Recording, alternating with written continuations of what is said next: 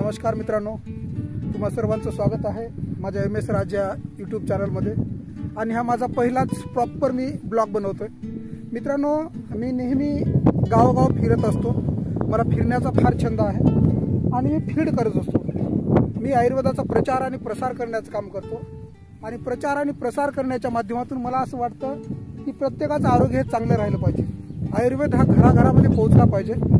आणि दिवसेंदिवस असं होत आहे की एवढे भयंकर आजार होत आहेत की लोक दवाखाना करून परेशान आहेत. दवाखाने करून सुद्धा लोकांना बरेच वेळेला काही गोष्टींनी फरक पडत नाही. मग अशा वेळेला आयुर्वेद आपलं महत्त्वाचं कामाला येत आहे आणि त्याच माध्यमातून मी फिरत असतो. आणि फिरता बऱ्याच अनेक वेगवेगळ्या गावांना जात असते वेळी मला त्या ठिकाणची काही ठिकाणं आवडत असतात, काही ठिकाणची माणसं आवडतात, काही जागा आवडतात, काही स्पॉट मनामध्ये एवढं घर करतात ना की असं वाटतं त्या ठिकाणाहून आपण वापसच येऊ नये. आज ह्याच प्रकारे गंगाखेड तालुक्यामध्ये एक आंतरवेली नावाचं गाव आहे आणि आंतरवेली नावाच्या गावामध्ये मला एक चालता रस्त्याने एवढा सुंदर डोंगर भेटला मित्रांनो. आणि न राहून मी या डोंगरावरती आलेला आहे. हा नजाराच एवढा सुंदर आहे मित्रांनो की खरंच आपलं असं अंतःकरण एकदम शांत होऊन जातं, थंडगार होतं आणि आपल्या मनात असलेला कुठल्याही प्रकारचा स्ट्रेस असेल, ताण असेल, तो नक्की दूर होतो. हा डोंगर मी तुम्हाला दाखवतो बघा आणि तुमचा सुद्धा मित्रांनो मला अनुभव सांगा. हा फक्त मी आजूबाजूचा एरिया तुम्हाला थोडासा दाखवतोय. हे पूर्णपणे सध्याला वरती आल्यानंतर फ्लॅट आहे, एकदम सपाट रान आहे. हा पूर्ण आजूबाजूचा परिसर आहे आणि या डोंगरामध्ये सुद्धा मित्रांनो समोरच्या वेळेला तुम्हाला तिकडे खडी मशीन दिसते. मी ती खडी मशीन सुद्धा दाखवणार आहे, ज्याला आपण स्टोन क्रेशर म्हणतो. हा आजूबाजूचा सुंदर परिसर, हे काळेशार दिसणारे ढग, हा मागच्या कॅमेऱ्यात बघितलेला हा व्ह्यू आहे.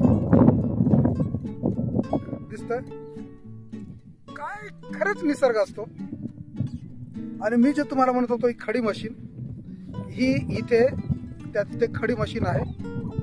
एवढ्या डोंगरामध्ये सुद्धा ही तुम्हाला जर दिसत असेल, ही पाण्याची टाकी, तिच्यावर खडी मशीन आहे. असो मित्रांनो, चला आता डोंगरावर आपण निघण्याची वेळ झालेली आहे. चला आता आपण खाली उतरूयात. खाली उतरते वेळी तसं छान आहे, थोडीशी ढलान आहे, उतार आहे आणि खरंच आयुष्यामध्ये वर चढण्यासाठी खूप मेहनत करावी लागते. पण खाली उतरते वेळी आपण अचानक केव्हा खाली जातोय आपल्यालाही कळत नाही.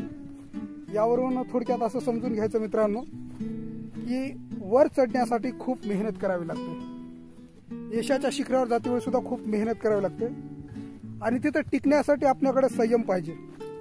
पण जर वर गेलात तर वरून खाली यायला बिलकुल काहीच वेळ लागत नाही. त्यासाठी समजून घ्यायचं की वर गेल्यानंतर टिकून कसं राहायचं.